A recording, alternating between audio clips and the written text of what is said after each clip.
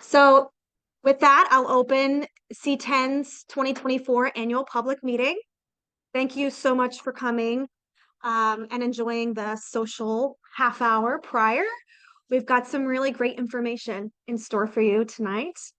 We do have, to start, I want to describe what our organization does. And so I think most of the people in this room are quite familiar. But C-10 stands for Citizens Within the 10-Mile Radius. And that is the emergency planning zone that's considered the evacuation pathway should there be an emergency at the Seabrook Nuclear Power Plant. So that is our hyper-local focus. All or most of the people in this room probably live within that 10-mile radius. And the people who make that happen are not just the talking head right here, but the board, the rest of our staff, and our board of advisors. So I always like to spend a little time just giving them our gratitude and listing them out here. We also get a lot of support from the business community, and that has been really critical. Shaw's provided some of the delicious snacks, so thank you, Shaw's. And others do support us through in-kind donations of goods and services, but also financially. Then, of course, our lifeblood is our donations from our members. So we're so grateful to those of you who are able to donate financially. And then, of course, if you are interested in donating your time, there is a sheet in the back to check off if you are interested in volunteer opportunities. So please go buy that sheet on your way out. Tonight's agenda, which if you didn't get one, there are programs in the back of the room. We're going to start with just my brief introduction here. And then there is the perfunctory nomination of our board officers, and we'll get that done very quickly. And then we'll move on to the really interesting parts of our meeting, including our guest speaker and other people from C-10 providing some really fascinating information. So with that, I will present to you the nominees for the officers of the C-10 Board of Directors for the next year. Do I hear a motion? I move that we present. We're taking a vote on whether or not we should accept these nominees in their officer roles. Thank you, Chris. Second, thank you, Jack. All in favor of accepting the nominees for these board officer positions? Raise your hand since so many people are already. Me opposed? Okay. So this passes. These are our new officers for the next year. They're all incumbents, so they are very familiar with their duties. There won't be a lot of pass-off information required this time around. Thank you very much. And thank you for your service to the officers and the entire board of directors. I was telling the truth, quick and painless. So now we're going to move on to the more interesting information. And we are so grateful and excited to have this guest speaker with us, Thomas Popik. A couple months ago, I received from 3 different people a link to this article about solar flares and grid vulnerabilities and how widespread power outages from stressors like climate change-driven severe storms or solar flares that I mentioned, those widespread power outages have really significant negative impacts potentially to nuclear power plants. And reading that article was very eye-opening for me, and it was very eye-opening that I got it from 3 different people who don't necessarily know each other. And upon reading it, I saw Mr. Popik's name, and I followed the links therein and saw all of the work that he had been doing with the Nuclear Regulatory Commission to address this issue. And I said, I hope he will come to our annual meeting and talk about this. And lucky for us, he was available. So I'm going to pass the presentation off to Mr. Popik, if he would come up and join. Thank you. Well, thank you for that introduction, Sarah. So again, my name is Tom Popik. I lead a very small nonprofit. I think in many ways, our nonprofit is like C-10, the Foundation for Resilient Societies. We advocate for a reliable, secure, and sustainable electric grid, and also affordable, which is becoming increasingly important if you do live in New England, because all through New England we pay quite high electricity rates. And so what I'll be talking about today is why it is increasingly essential for nuclear power plants to be resilient to loss of grid electricity. I'll give you a short summary of what I'm going to talk about. Um, and so I'm going to do a survey to start out, and this is a small audience. So um, how many of you know what a spent fuel pool is? If you do, raise your hand. Okay, so that's just about everybody. Just about everybody. Okay. Well, with that, I will give you the rules for my presentation. I know I have only 20 minutes, but usually presenters go through the whole thing and then they take questions, and I will have a chance for questions later on. But if people have an urgent question as I talk, you should feel free to interrupt and give me your question while it's on your mind, and then I'll take more questions later on. And I promise to be done in 20 minutes. So, uh, spent fuel pools are currently used at all operating nuclear power plants. And you folks know this. They continue to generate substantial heat even after they're removed from the core.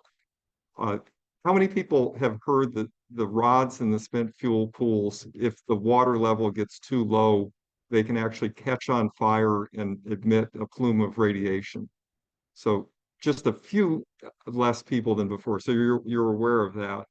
This is a really critical flaw with nuclear power plants, and it actually has been caught in Japan already.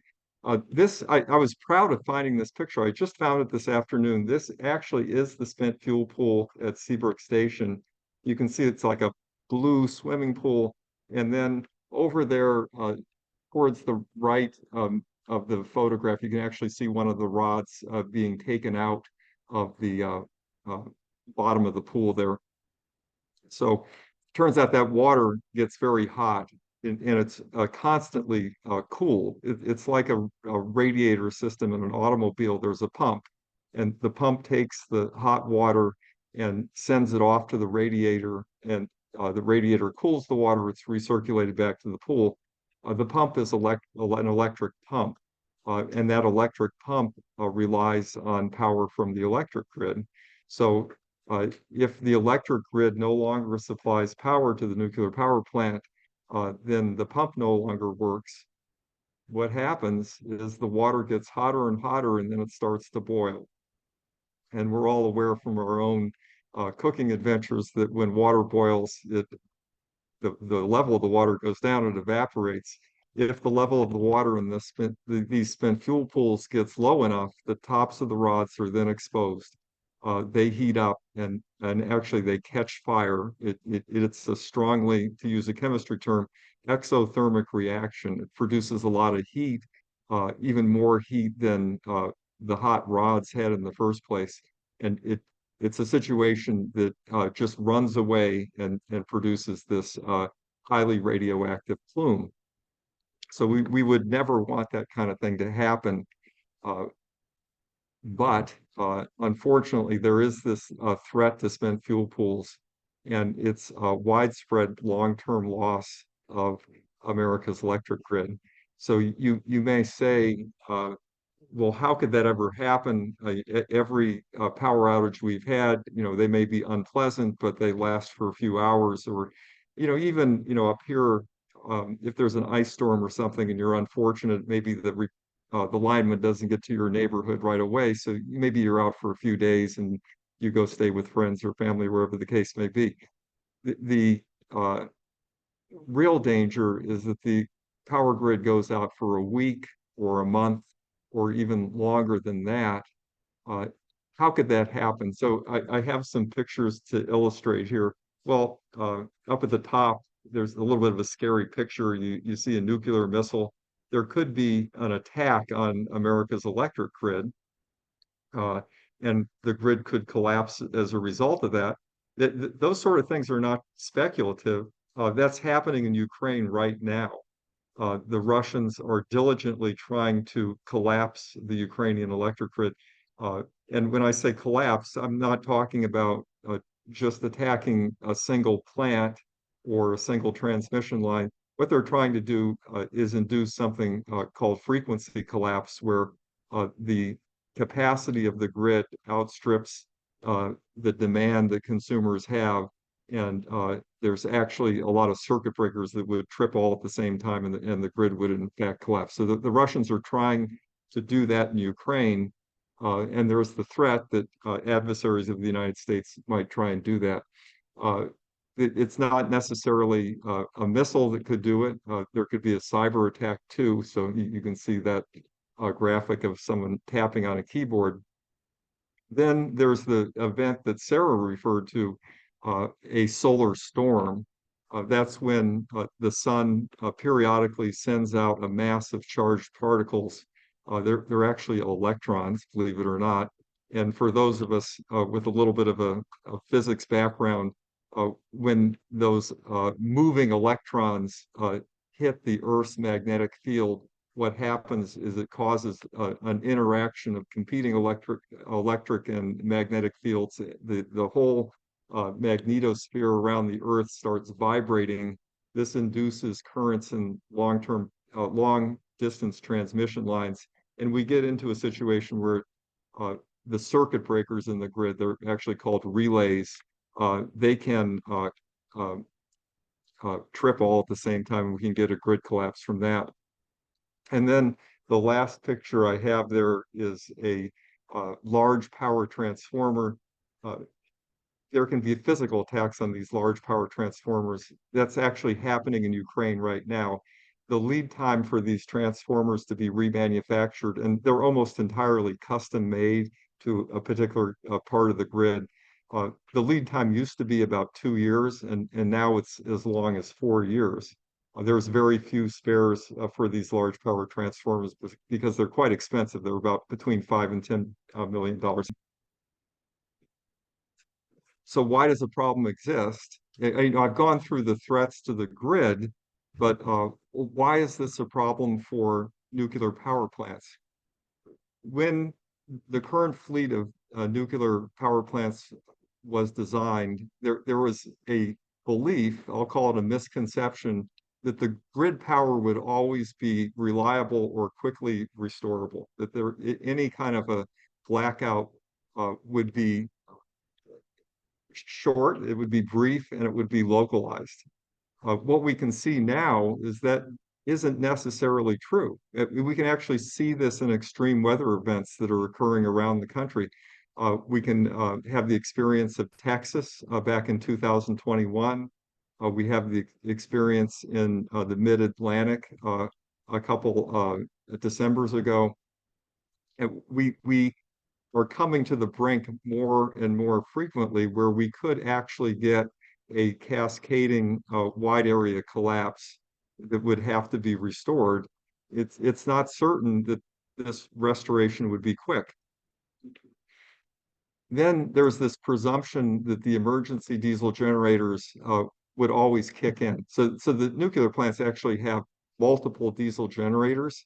I talked to an engineer who was actually the designer, one of the key designers for the Westinghouse plants, which is about half of the US fleet. And he referred to the emergency diesel generators as pieces of junk. And remember, this is one of the Westinghouse engineers, a very high level engineer. Those generators, when called upon, they have not started during emergencies. Um, I was so interested to see your board of trustees. Some of the names are quite familiar to me. Ed Lyman is a familiar name to me.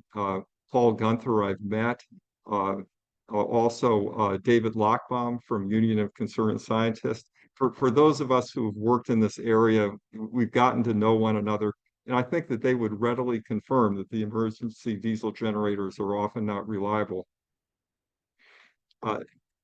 We don't have a long-term repository in the US for spent fuel. There has been a lot of work that's been done out in Nevada on Yucca Mountain. It's, in my opinion, very unfortunate because every bit of nuclear fuel that has ever been burned in a commercial power plant is actually on the site of the plant right now. The spent fuel pools were designed as temporary storage. They were just supposed to hold these fuel rods for a couple years until they got cool enough to be put on a train and sent to the long-term repository. What has happened is that the pools have gotten chock full. Uh, when the pools get so incredibly full that there's literally no safe space for another rod, now finally some of these rods have been put in what are called dry cask storage, which are these concrete canisters. One of the most disturbing things about spent fuel pools, besides the fact that, excuse me, they could catch on fire, they are actually dense enough now to become miniature nuclear reactors without containment vessels. So the reactors we have now, um, they're in big concrete and metal shells. If there's a radiation leak that would be contained, the spent fuel pools are actually in metal buildings. They're not containment buildings, but the spent fuel pools can easily become nuclear reactors.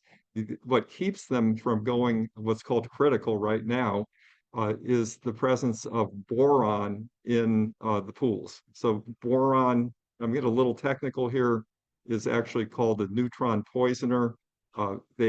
That the boron arrests that fission process, that going critical. If there is a disturbance and the boron is not evenly distributed around the pool, then under certain circumstances, a nuclear reaction could actually take place in the pool, which would be a very dangerous circumstance. So this lack of a repository for spent fuel is a very serious situation. The crowded spent fuel pools are a serious situation. When you bring this kind of thing up to the regulators, what you tend to get are paper solutions, not technical solutions, but paper solutions where there is a study done to prove that there's not a problem. And I say prove there's not a problem. I see some nodding in the audience. You folks are aware of this kind of thing. And we're actually within the community of people who are concerned about the spent fuel pools. We're experiencing this right now. So I'll give you a little bit of history about petition for rulemaking PRM 5096. I was the principal author of this 100-page petition. It might interest you to know that I had no background whatsoever in nuclear safety before I wrote the petition. So I'll tell you briefly how I came about writing this. I became concerned about the security of the U.S. electric grid. I heard there was a 3-day conference that was to be held at the Army War College in Carlisle, Pennsylvania. My wife, Mary, was so generous and said that I could take time off from work and go down to the Army War College. I did do that. We are in such a wonderful country that just a regular citizen could attend such an event. As I sat there and listened to presentation after presentation from the Department of Homeland Security, from the people who are in charge of nuclear weapons safety, from the department that handles cyber attacks, all these government officials came before us. And as I listened to one presentation after another, I understood that there is no big master plan that the government has to protect us from these events.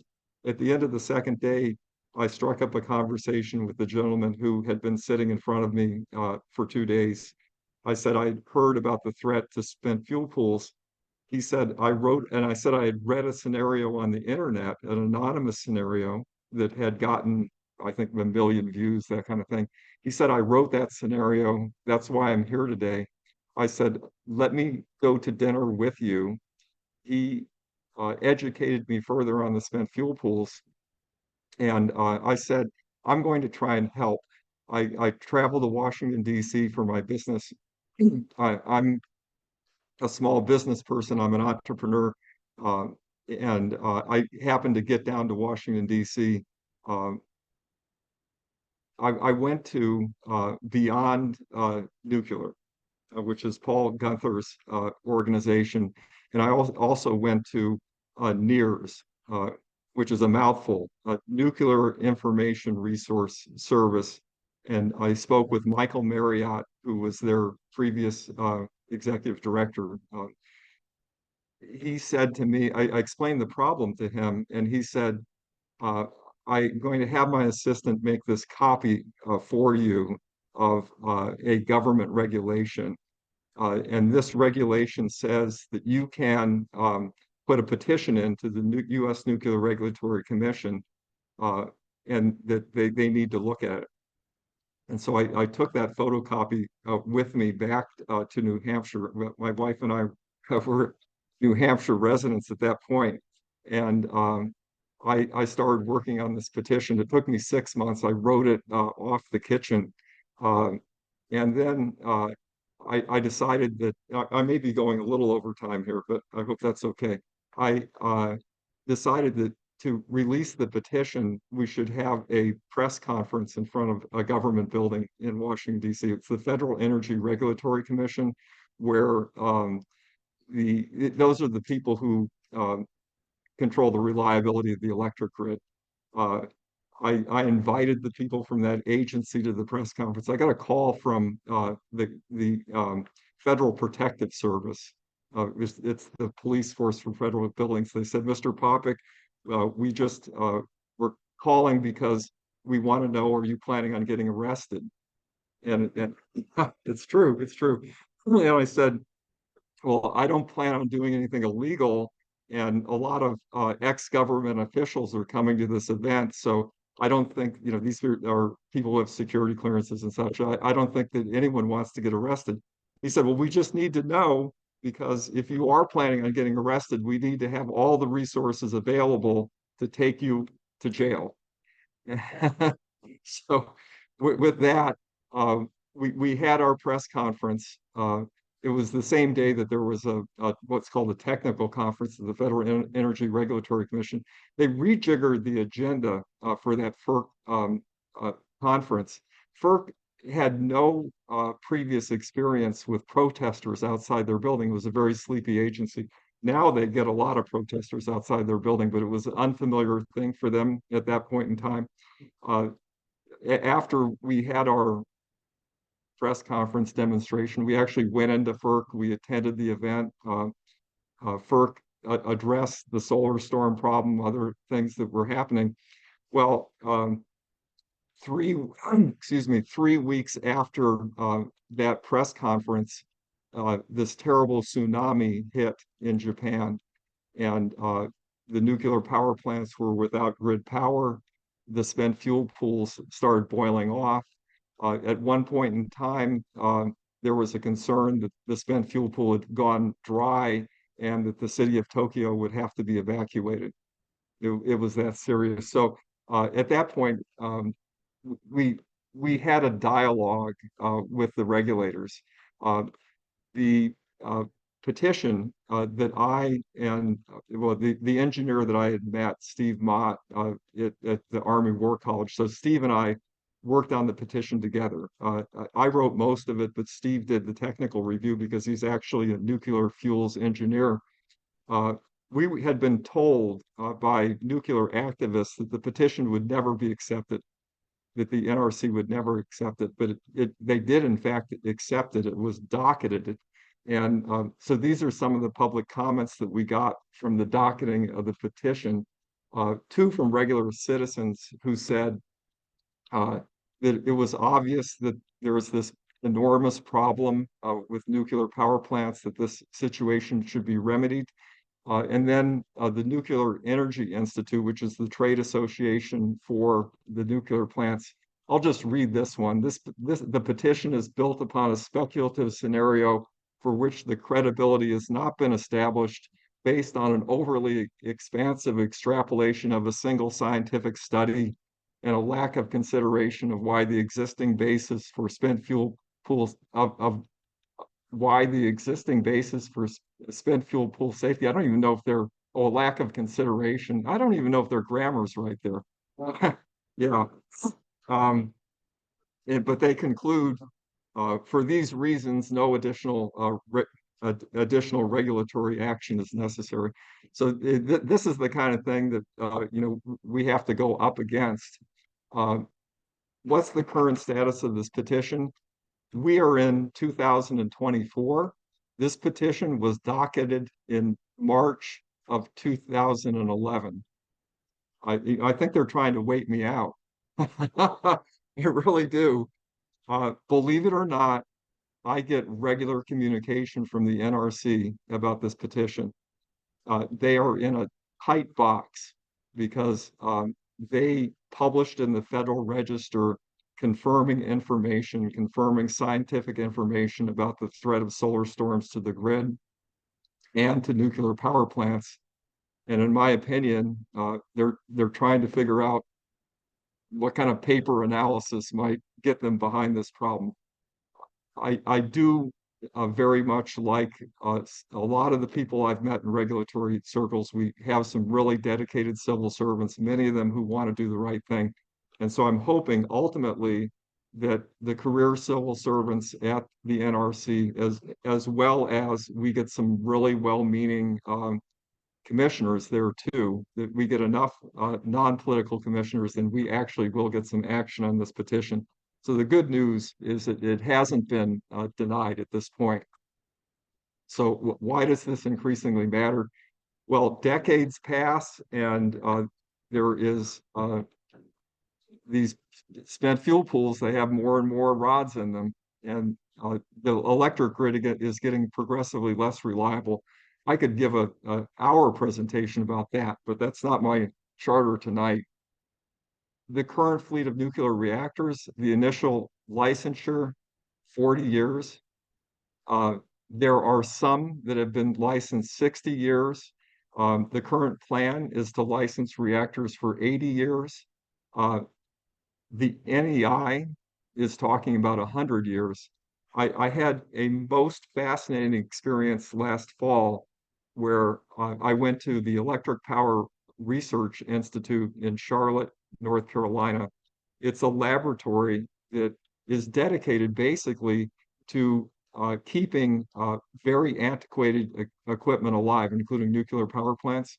They have a cross section there of a pipe from a nuclear power plant. This pipe is about this big around. The walls for the pipe are about this thick of steel. They showed us the erosion that takes place in these pipes over time. There's a number of ways that the erosions take place. And they said that the pipes can become, and this is the phrase that they use, not my phrase, paper thin. Paper thin.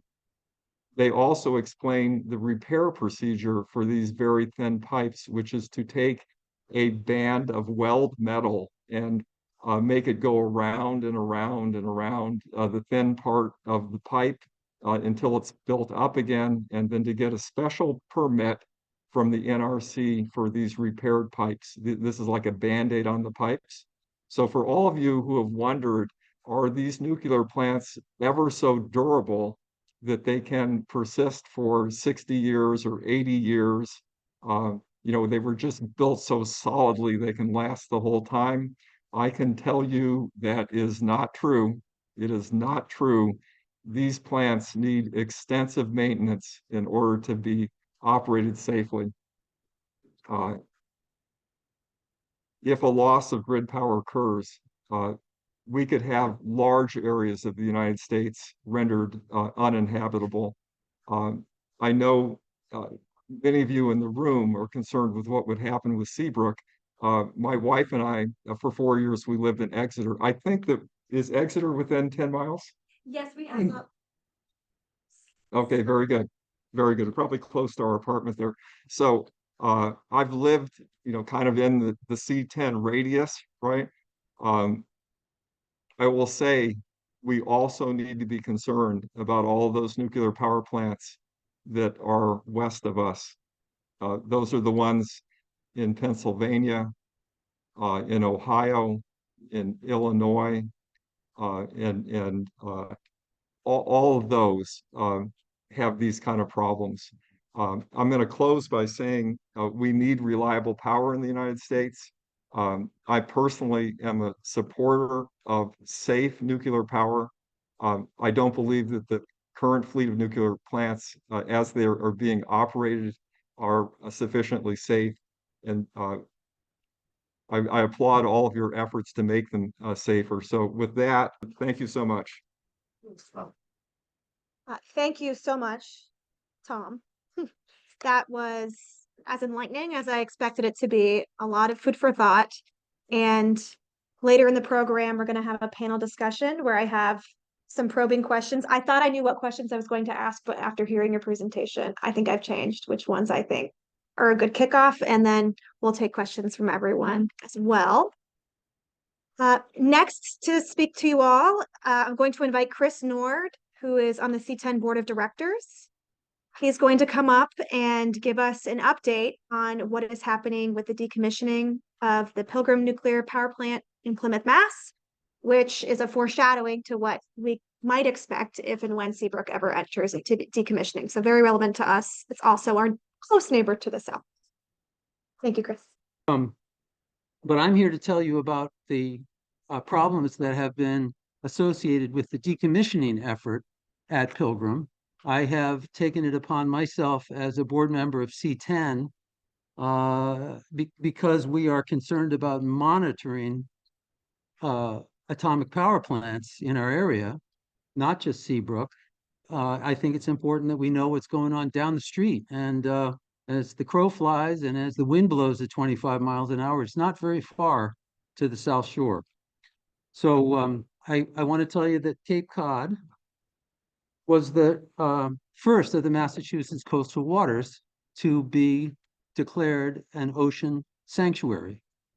That occurred in 1970, and I believe it was 1971. Yeah, 1971 was the beginning of the Ocean Sanctuaries Act of the state of Massachusetts, where certain areas were protected by state law.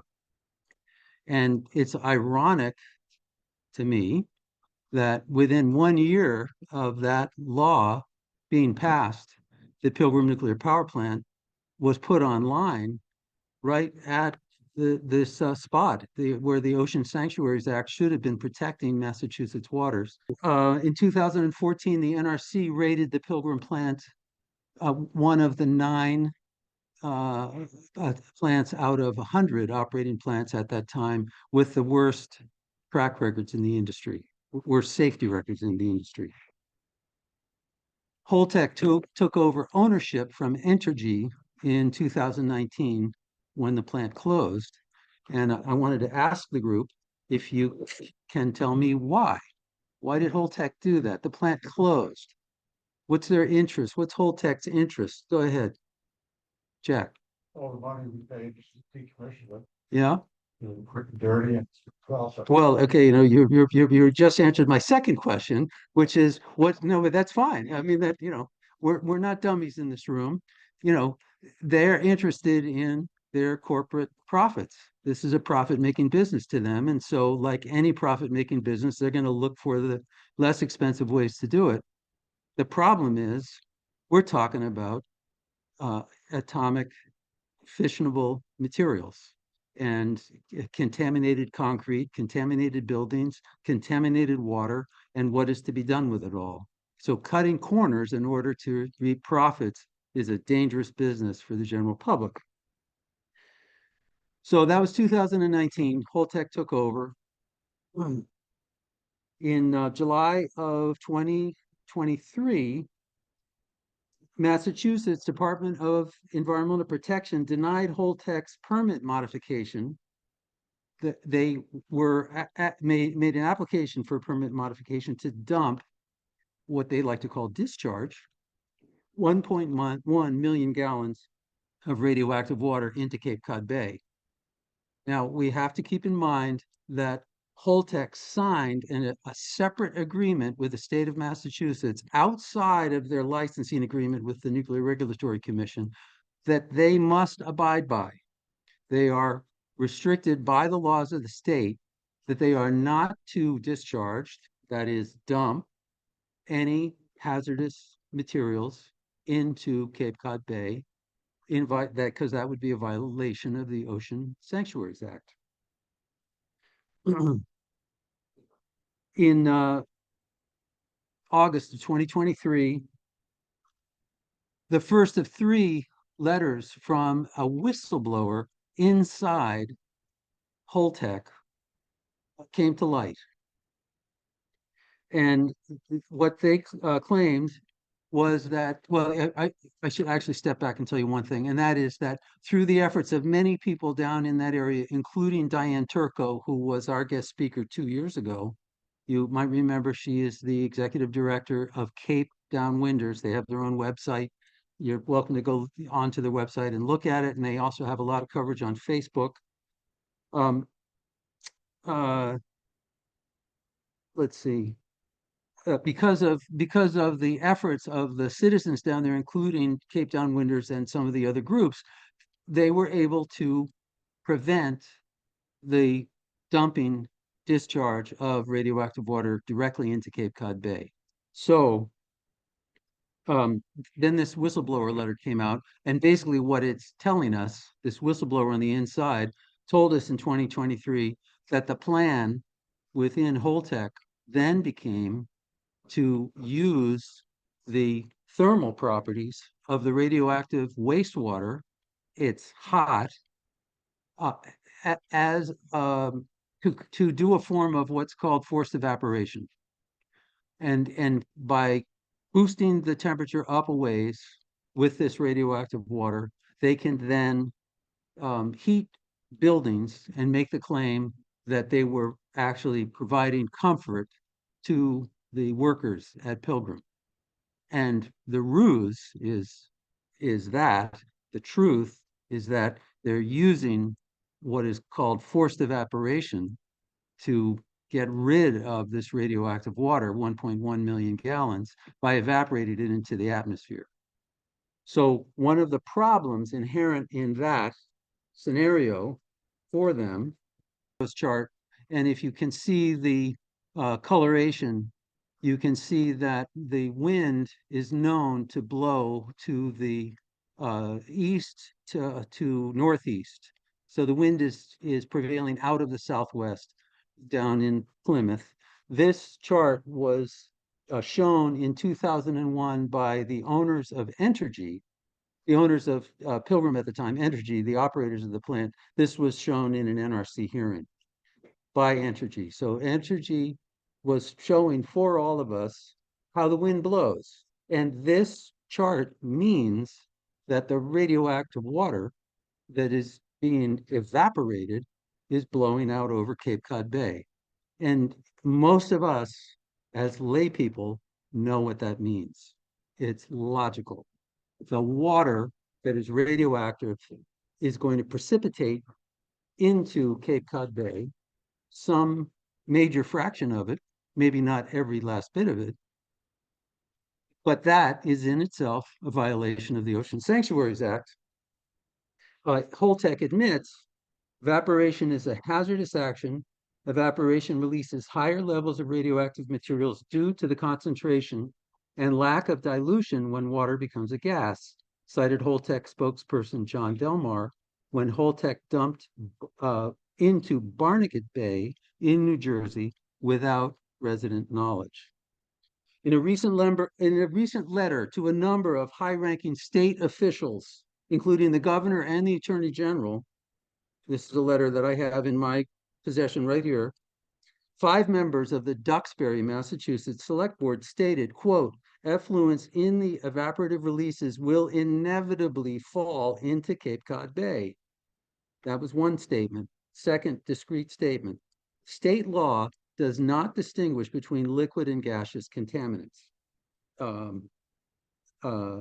August of 2023, our friend Diane Turco sent a letter to 16 government officials asking for an investigation into these allegations that this whistleblower had brought out. There have been 2 other whistleblower letters very quickly. The second whistleblower letter claims knowledge of radioactive sources that have disappeared from the Pilgrim site. And nothing, to our knowledge, nothing has been done to follow up on any of these. And what happened? One of the radiation control people was himself dosed, enough so that he was setting off alarms when he was trying to leave the building. And that person can no longer work in the nuclear industry. He has been dosed badly enough that he cannot work. He's lost his job. The supervisor that said that these guidelines should be relaxed. So he's taking no responsibility for what happened.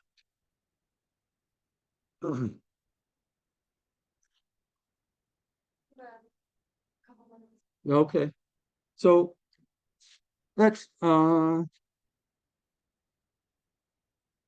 yep, no responsibility. I just wanted to make sure that I was getting at what I wanted to cover. And I'll get just one more thing in, and then I will conclude. This is a letter that Diane Turco just sent out, and I wanted to read just a couple of pieces of it, because she's trying to get a meeting with the Department of Environmental Protection. And the reason that I'm making all of this plain to us tonight is because they're right down the street, and what's being done on the South Shore of Massachusetts may well be done on the North Shore of Massachusetts at some point, and it may be sooner than we realize. So it's very possible that in the next 10 years, this plant could be forced to close.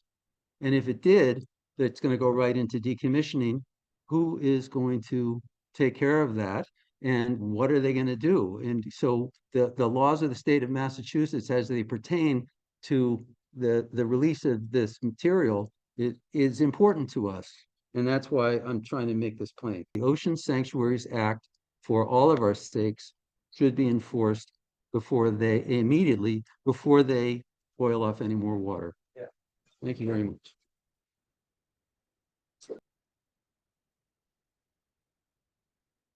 Thank you, Chris. And I do want to point to a fantastic blog that Chris authored about the forced evaporation. It's on our website, and you'll see this image down in the bottom left. If you click on that, it will bring you to the blog. And there are a lot of hyperlinks to supporting documents that talk about how meteorologically it would work to precipitate the radioactive waste back into the bay, and what some of the current best available science tells us about tritium and how it interacts with our bodies and public health impacts. And so I think that's a really good follow-up if you are in a reading mood later tonight or this weekend. That's a good one. And there is a lot of information that I'm going to cover about what C-10 has done in the past year. And it will call back to a lot of what Chris has said. And I think it is wise of us, as he mentioned, to remember that although we're not in decommissioning right now, we will be. I know that Tom talked about the 60, 80, 100 years. We have some pretty unique factors at play at Seabrook Station. That means it probably won't be going to that, having a centennial celebration in the future, but I will fill you in on some of those details. So the three programs that C-10 focuses on are radiation monitoring, and exactly what Chris talked about, this forced evaporation. It's just another tick in the column of why C-10 does what we do. Why do we monitor, and why should you care? That's a big banner on our website when you first land on our landing page. Why does the State Department of Public Health fund us, has done so for over 33 years, to do radiological monitoring? It's because accountability. Plant cannot emit more than they say they emit. They cannot emit more than the NRC says they're allowed to emit without our probes catching it. And having that insurance policy is what certain NRC employees has said makes Seabrook one of the safer nuclear plants, in their opinion, in the nation. It's because of the accountability. It's because they have somebody like C-10 watching them very closely and using the well-established legal channels like petition for rulemaking and 2.206 petitions, which is a method of asking the NRC to enforce things that you perceive them not to be enforcing. And we use lean a lot on our experts. And so I've put on this slide a thanks to our experts. The text didn't translate well, but we are so lucky. You saw some of their names before, that they lend us their expertise, because we collect millions of data points on radiation, but it takes a physicist, it takes a nuclear engineer, it takes an expert to look at the data and say, well, what does this mean? And so with that said, the second program, education and community outreach, that is something that we are bolstering more and more as the years go on. When I took over this role in 2022, that's something that I identified as a really significant area of growth for us. And with our outreach and education chair, Karen Claggett, we have really bumped up the number of events that we are attending out in the community. We have our tables, we have our probe. You can see back there our model probe. That's measuring the radiation in this room. So that is a real radiation probe back there, with a real anemometer, the same that's on our radiation monitoring sites. And particularly, we're connecting residents in our communities with those resources that they need to be connected to. If you live within the 10-mile radius of Seabrook Station, you need to know what to do if you hear sirens go off. We definitely have, the boy who cried wolf paradox with the false alarm that happened a couple of years ago. A Seabrook station technician accidentally set off evacuation alarms all along New Hampshire's beaches. And so you have that desensitization. People in the community might hear a siren and it's very unlikely that they're going to react. In fact, that day, they hadn't even had the desensitization happen yet. And most people said, I'm sure it's not a real emergency. And they stayed in their beach chair and they sipped on their Corona or whatever they had in their hand. So we are out there in the community saying, this is a plant that's still operational. This is a plant that has an emergency contingency plan. This is where you fit into that plan and what you're supposed to do to react. Children are also, the most vulnerable to exposure to radiation. And so we are really trying to target families of young children as well as youth leaders. I don't know if you've been to any high schools recently or talked to high school students. There is a real environmentalism renaissance happening right now. And it is incredibly uplifting because, I know I'm young, but I'm not a teenager. And, they are the generation that's going to inherit the earth. And having them really actively engaged in environmental topics, including what are we going to do with all this nuclear waste, is really important. So we're showing up for those student groups when they have meetings. We're interacting, seeing how we can uplift their message. And then we also do research and advocacy.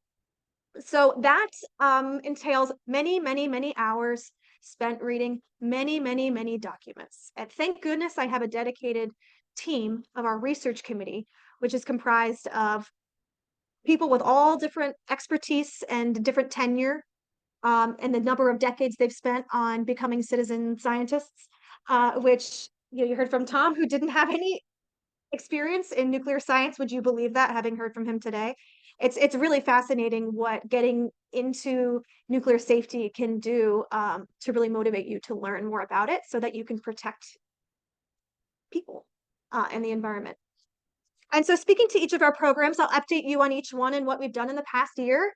So our radiological monitoring network, we thought we had a big year last year when we finished outfitting a third of our sites with solar and batteries so they could run autonomously. But we definitely didn't try to upstage ourselves, but we did a really good job trying this year.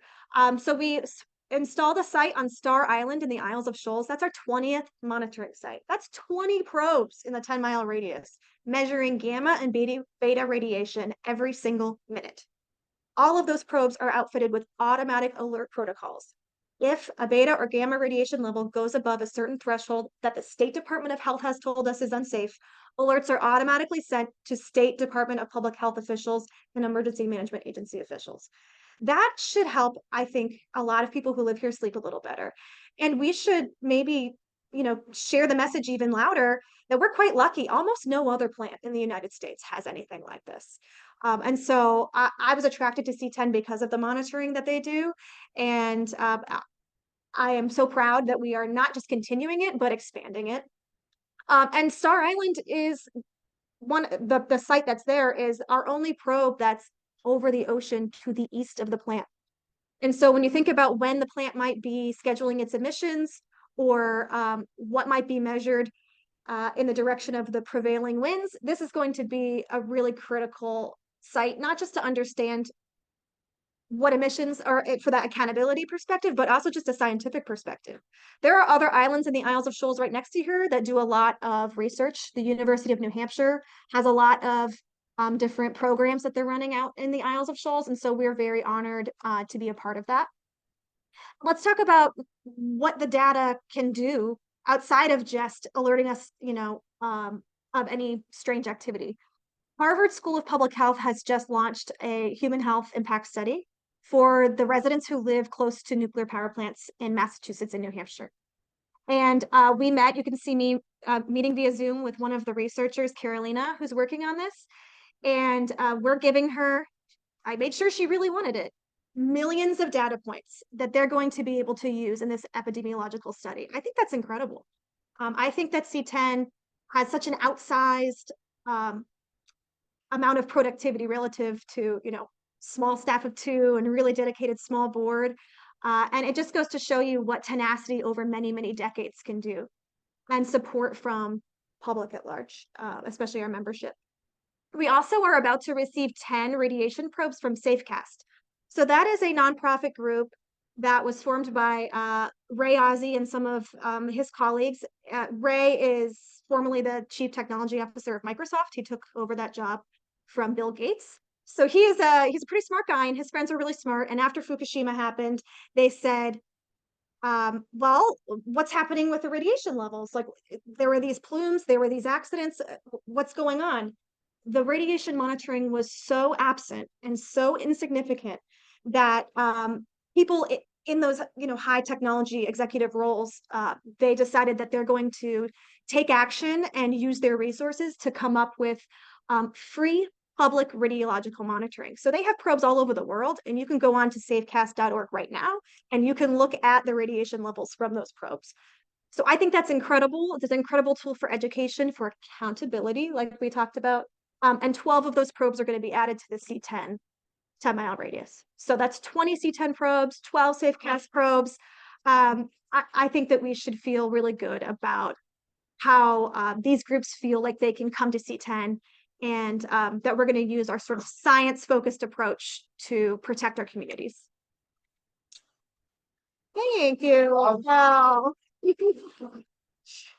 Are those probes on Cape Cod?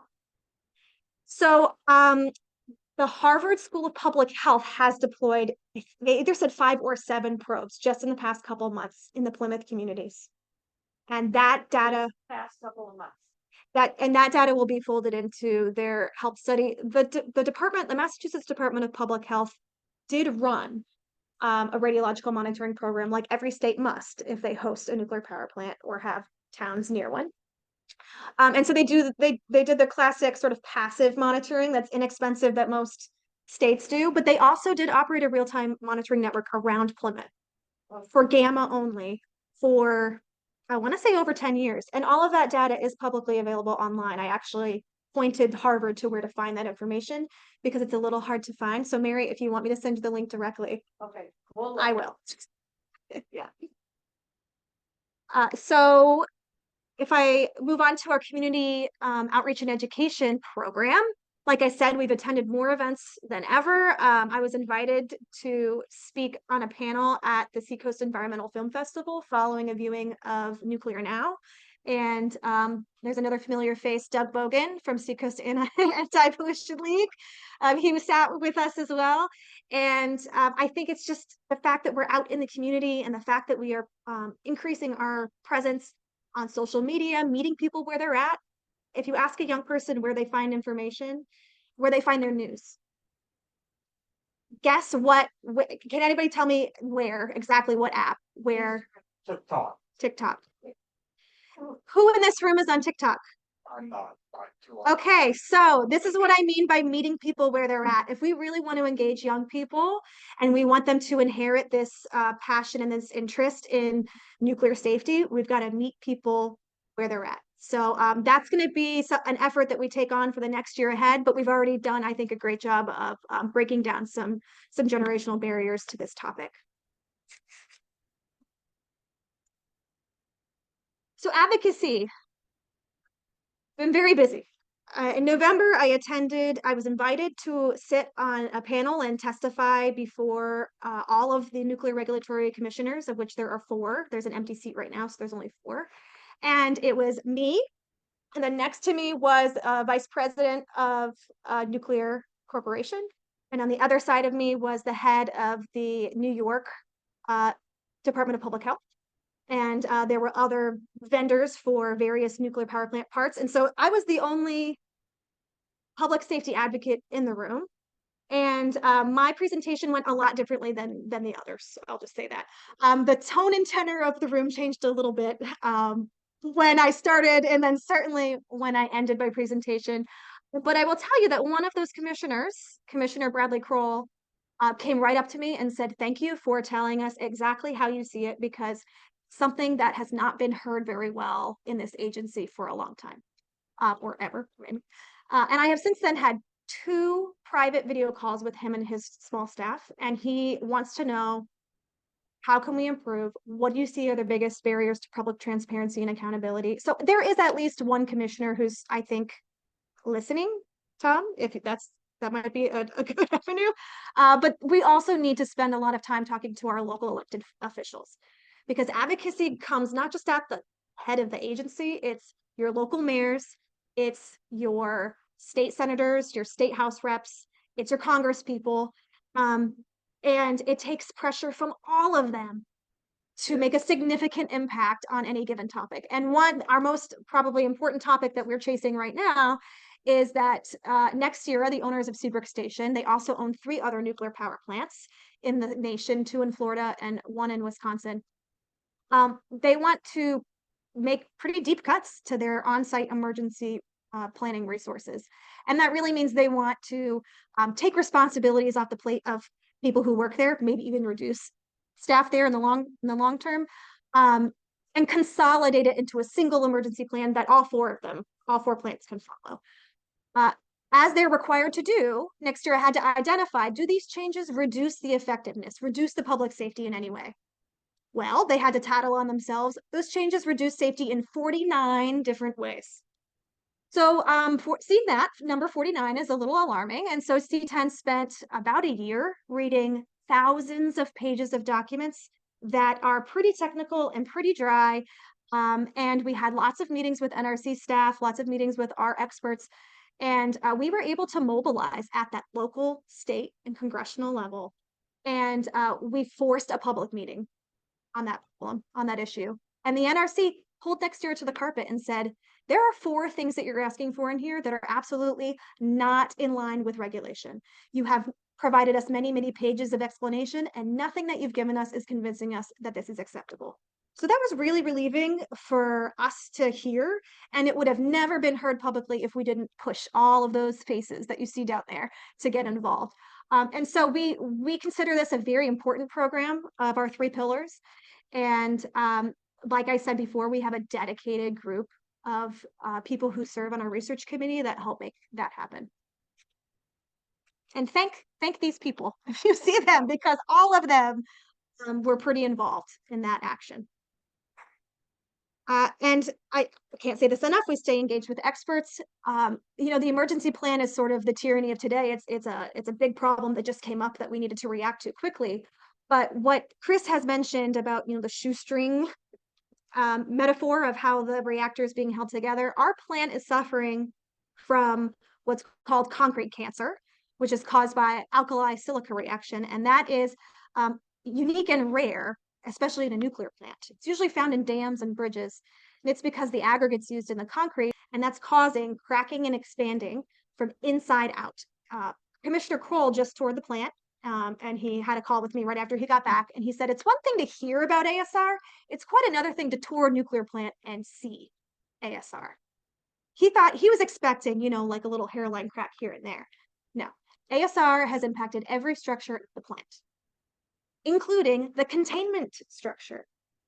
And right now we're following very closely how NextEra is mitigating this problem and tracking it, because when they got their license renewed, extending it from 2030 to 2050, they tried to very unceremoniously push through their license renewal without without putting too much hard commitment into how they were going to track this problem. And C-10 said, no way. And this was before my time. But as a history lesson, we lodged a legal case and we consider it pretty successful. We didn't get everything we asked for, but we got a number of different amendments that are forcing NextEra to pay closer attention to this. And I say forcing maybe in air quotes because they keep getting written violations for not doing it. And so that's part of our work. We're reading the inspection reports, we're finding where they're not doing what they're supposed to do, and we are calling all of those faces, all of those elected officials. We are using our experts to write highly technical petitions that we submit to the NRC to compel them to take regulatory action. We're coming at it from all angles. But the truth is that, and I'll quote an NRC inspector at the annual meeting last year, the plant, the structures that are impacted by this are degraded so far that they will exceed what the allowed degradation is in more than 10 years, but before 2050, which is the current license expiration date. So what NextEra is going to do about that is they're either going to accept that they're outside of what they're allowed to do, or they're going to try to change the rules. And if you're a betting person, I would put your money on the second one. And I will circle back on that in a couple minutes. And I just want to point out that our community is so wonderful. The chambers of commerce that we work with and the business owners that we network with, we were very honored to be recognized and nominated as Nonprofit of the Year in Newburyport. And so I think that's fantastic. We didn't win. Our neighbor's table took home the award, and that's Lindsay in the picture with me there. And they're very deserving. But it was very encouraging to see that people are paying attention to this and care about this. So my last slide before the panel. We'll never stop. We've got your back. It's been 33 years. It's been 3 different people in this executive director role. I don't plan on going anywhere. And we're going to continue to follow these issues. And the second bullet on there, just to go back to what I was just saying, New Hampshire House Bill 1623 was just passed by the Senate. So it's going to be put before the Governor Sununu soon. It states that if a federal regulatory agency issues an order to a utility that requires them to do something that would be too financially burdensome, that the State Attorney General of New Hampshire has to step in and potentially litigate that order.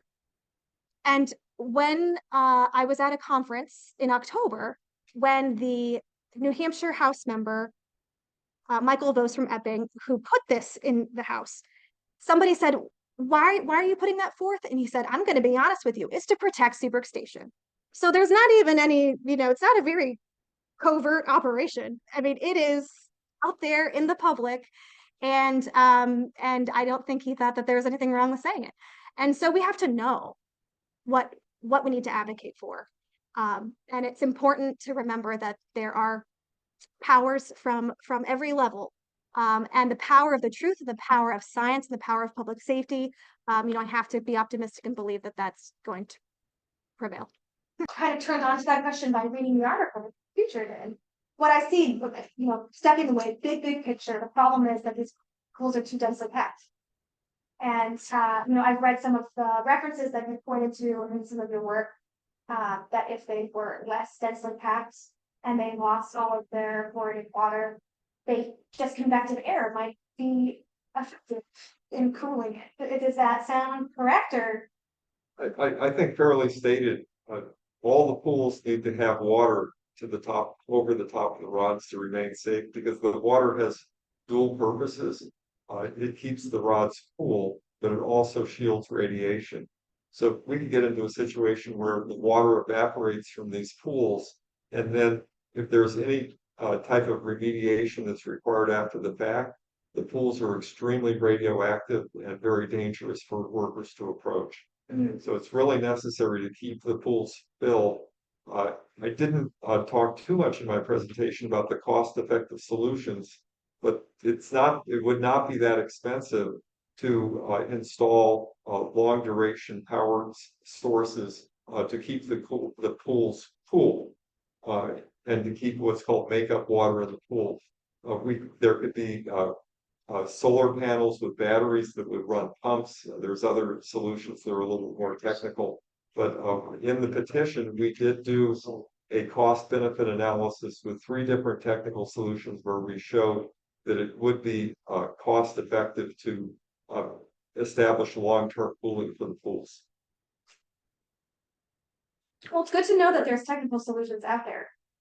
Right. It's just a matter of having that considered. I think Early stated that the utilities, the nuclear utilities feel besieged and their reflexive response to every potential improvement is, no, we don't want to pay for that. But I think that they need to recognize there are some that actually would benefit the nuclear utilities because they would be cost effective. Have Congress take a role in getting funding. I mean, it doesn't have to be a purely private corporate endeavor if it's a public safety issue. Certainly, in this country, we need what's called dispatchable power. We need baseload power. I think that the nuclear plants can't provide that, but they need to do it in a safe manner. And we as a society need to support that. Well stated. Chris, I will tell you that a former senior resident inspector at the Nuclear Regulatory Commission that now works for a private nuclear company, he told me himself that Pilgrim was operating unsafely when it was operating. And his hypothesis as to why there was such bad safety culture there was because the employees were unionized. Which might have just been him more showing his political cards than anything. But I guess my question and my rebuttal to him, and maybe my question to you, is no matter what the reason, whether it's because they're unionized or because it was bad safety culture from the start, and so it was pervasive, throughout its tenure, shouldn't regulations be robust enough that they can prevent bad safety culture? Well, ideally that would be true. And I want to put a plug in for, workers at these plants because our lives depend on workers being good at their jobs. I mean, I knew some of the workers that built Seabrook, and I'm glad that they were there because we've got this plant whether they were there or not. And the guys that I knew that worked there are good at what they do. So we need them to run safely since we got them. That doesn't mean that I want them there. I wish that they weren't, but this is what we're stuck with.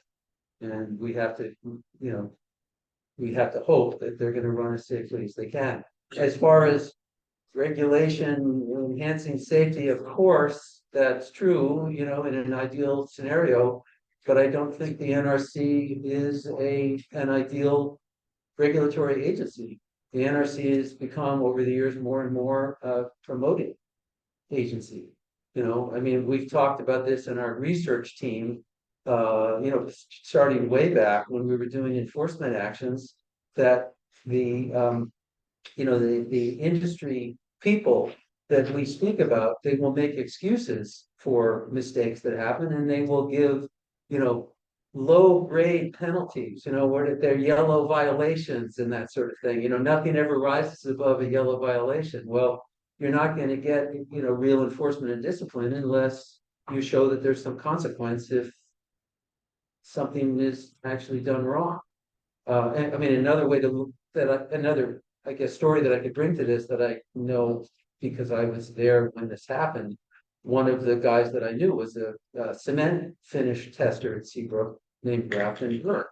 Grafton Burke was the person that reported a construction violation that resulted in the only write-up ever.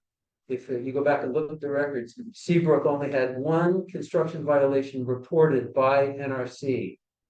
And it was because Grafton reported that during the 72-hour pour, a bunch of steel got cut that shouldn't have been cut. And because they were pouring all this concrete, they just welded the steel and they didn't have a chance to test the steel because they were in the middle of a pour. So they put, they just replaced the steel with some welds real quick and boom, within 24 hours it was covered. No one ever tested it for strength. And the day after Grafton reported that finding, guess what happened to him? Fired. He got fired. Yep.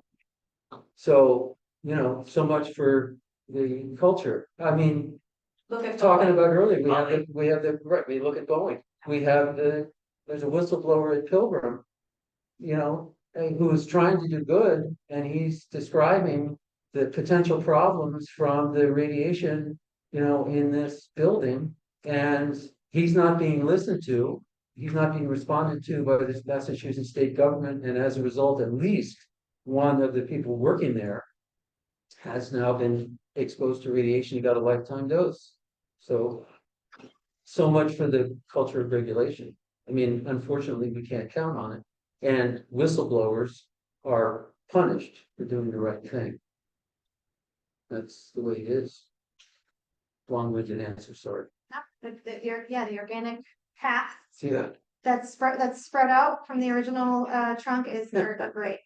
Mike, it's been almost over a year for some, and it's been a full year for many of our radiological monitoring sites that were upgraded with the off-grid solar and battery, the project that you so amazingly led and executed. And the communication aspect of that, the communication flowing over the AT&T FirstNet cellular hotspots. What has been because this was our attempt to sort of use newer technology, and the SafeCast probes similarly use AT&T cellular technology, and that's from Ray Ozzie, former Microsoft CTO. So I felt good about our choice. How is your observation of the reliability and the speed of the connection over cellular versus when we were using kind of hardline internet?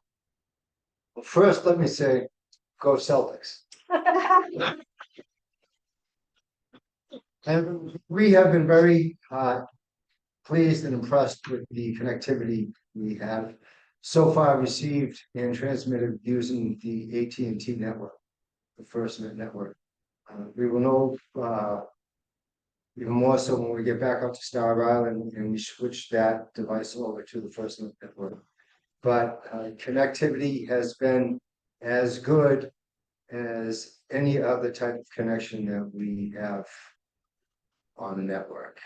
We've had no outages due to any of network devices using the AT&T signal. So far we've been extremely happy with the service we get.